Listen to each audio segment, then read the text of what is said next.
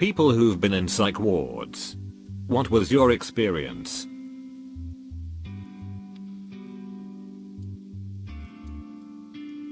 For someone whose problem was figuring out what was real and wasn't.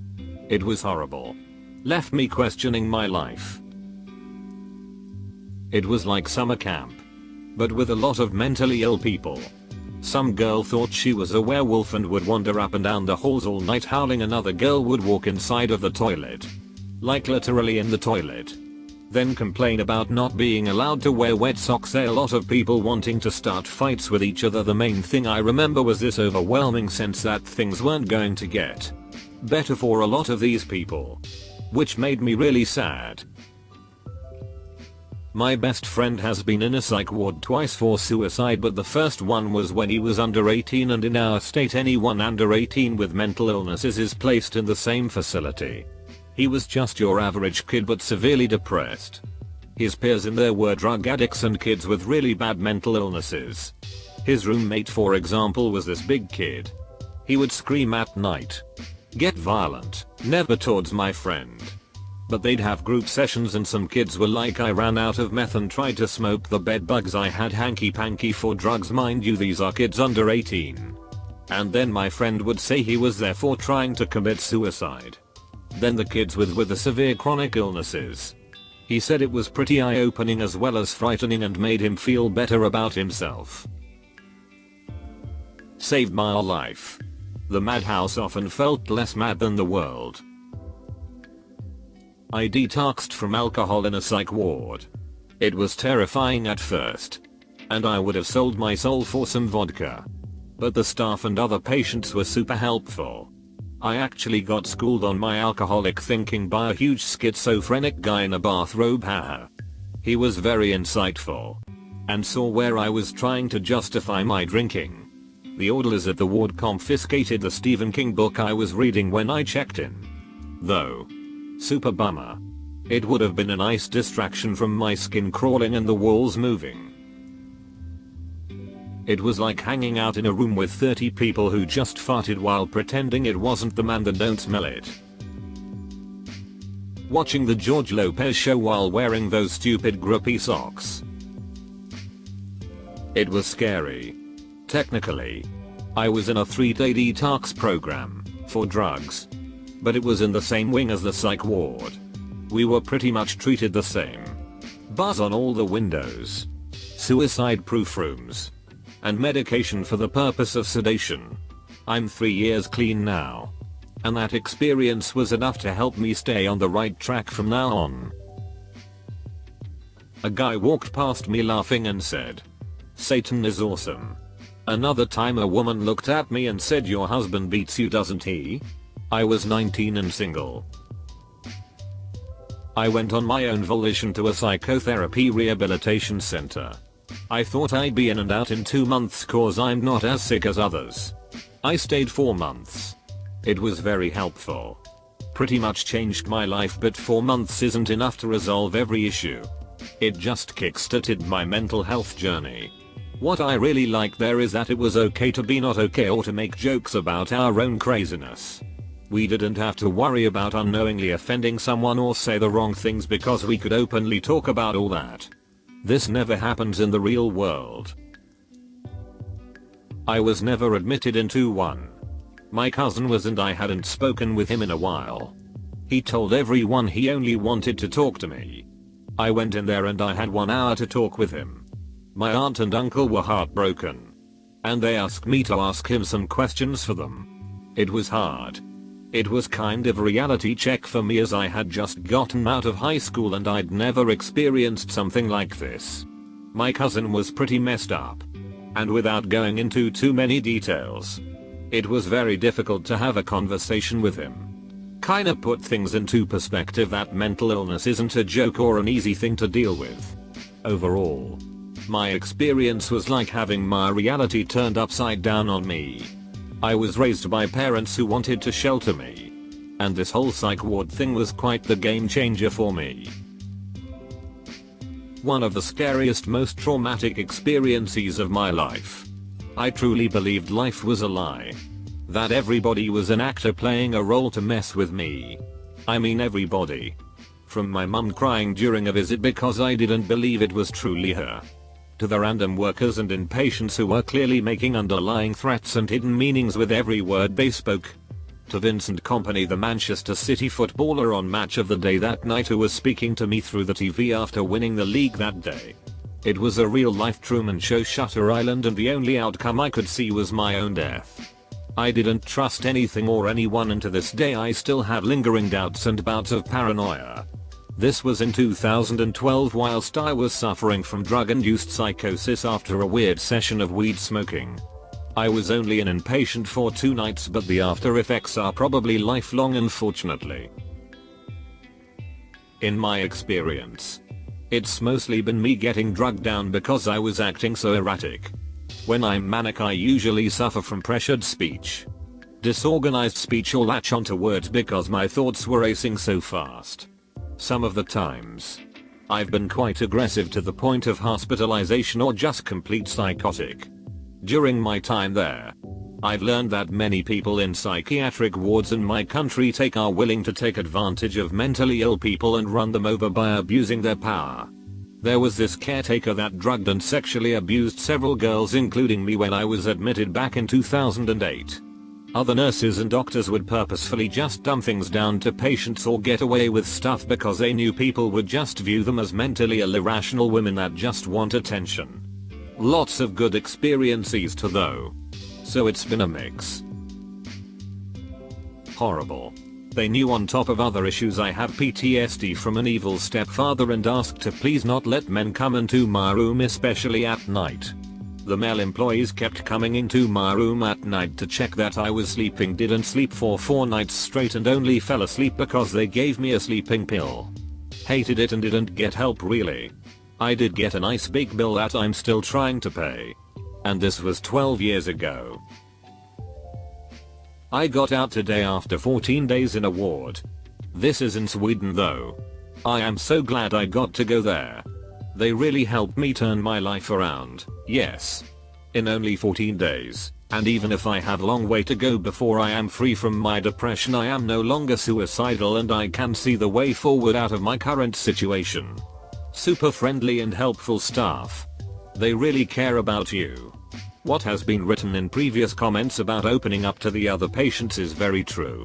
I brought a PC and a 4G modem so we could stream Netflix. Wound up having really nice movie evenings with the other patients. The best days of 2020 so far has been the ones I spent in the psych ward.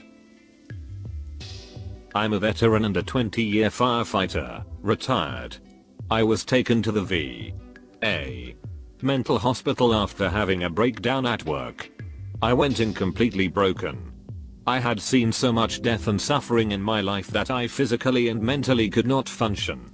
I will say that it did help. Not completely, but enough to allow some semblance of normal. Most days were very heavy on coping mechanisms and how to realize where you are at mentally. Everything was done in group sessions.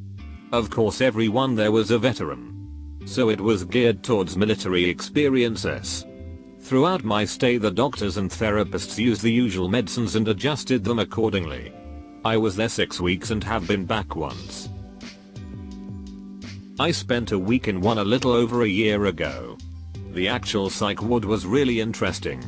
We were just a bunch of people that were really quirky with some super nice nurses that just wanted what was best for us. I was the youngest person on the ward, at 22, and 3 older black ladies that were also patients became surrogate aunts to me during my time. The bad part was the waiting period before I got moved up to the ward. No real beds, no real anything, and crappy food for 56-ish hours. Thankfully at least one of my parents got to be there the whole time for that part, or I would have gotten significantly worse. It was honestly terrifying. I was locked into a ward full of strangers with no way of contacting friends or family beyond 5-minute calls during a short time period each night.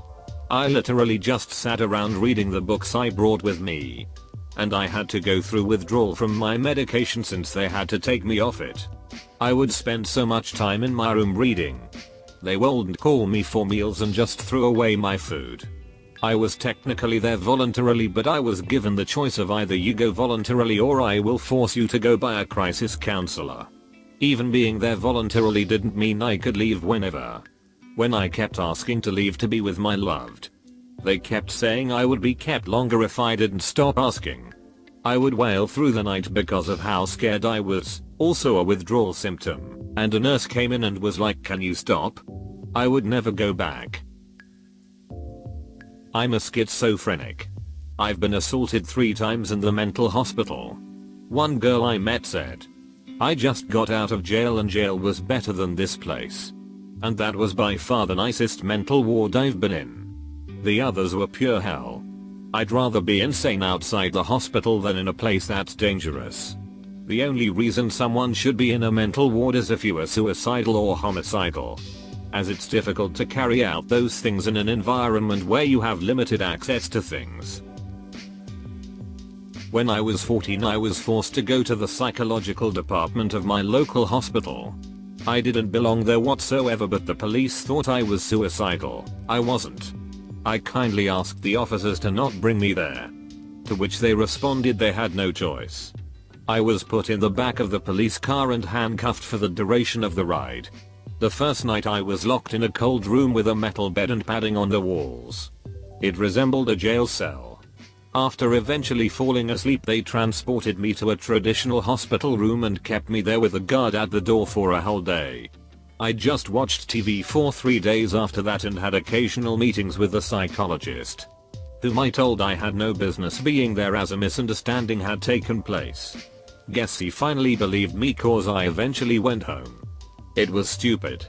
This whole situation didn't cause me any psychological damage or anything. I'm fine and find it more annoying and embarrassing than anything. Absolute garbage. The psych was poopty and rude to me. Said that there was no way I was uncontrollably violent. I was either choosing to do it or I had no idea what I was doing. This is false. I legitimately could not stop.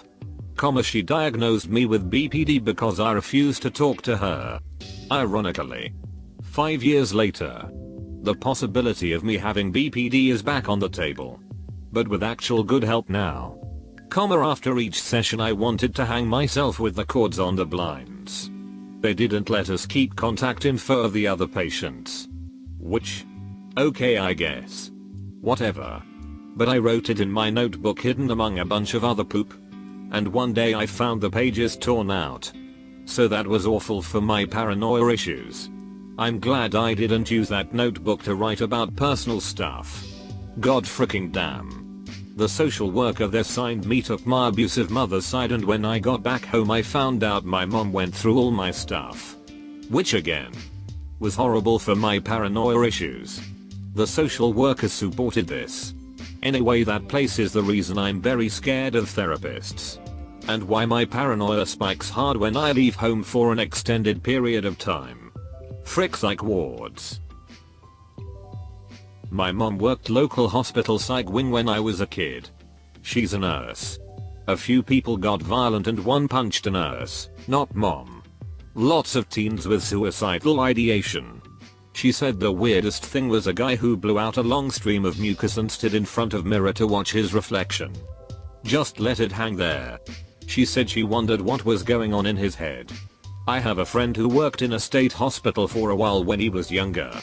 He's got stories. Guy who repeated everything in threes. Couple guys who kept trying to OD on water. Assaults on staff, and one guy who explored his backside rather thoroughly and suffered a cardiac event. It was simultaneously a wonderful break and a stressful nightmare. I got to stay in my PJs all day. Didn't have to wear shoes. I could read and draw and talk with the other kids there. It's where I learned origami. I very much needed it and it helped me a lot. Also, the bacon was delicious and there was a cool orderly who took us outside to see the snow and played Modest Mouse for us. On the other hand, every day was a reminder of why I was there. No razors. No privacy. And sometimes the other kids there would have outbursts that frightened me. You know those heavy-weighted plastic chairs? My first night, a girl threw one across the room in the midst of her age. I couldn't call anyone but my parents, who told me to stop feeling sorry for myself. I knew if I exposed the depths of the problems I had, I wouldn't be able to leave. So I just scratched the surface in order to get out within a week. Overall, Springwood's juvenile unit gets a 5/10 from me. I am suicidal and about to get therapy. What should I not say to avoid the hospital? Hi there. Look, if you enjoyed the video, well, why not go ahead and hit that like and subscribe to Reddit Stories. In fact, if you want to see even more responses to this thread, well then, take a look. There's the link in the description below. And remember, show some love to those authors while you're there. And I look forward to seeing you next time.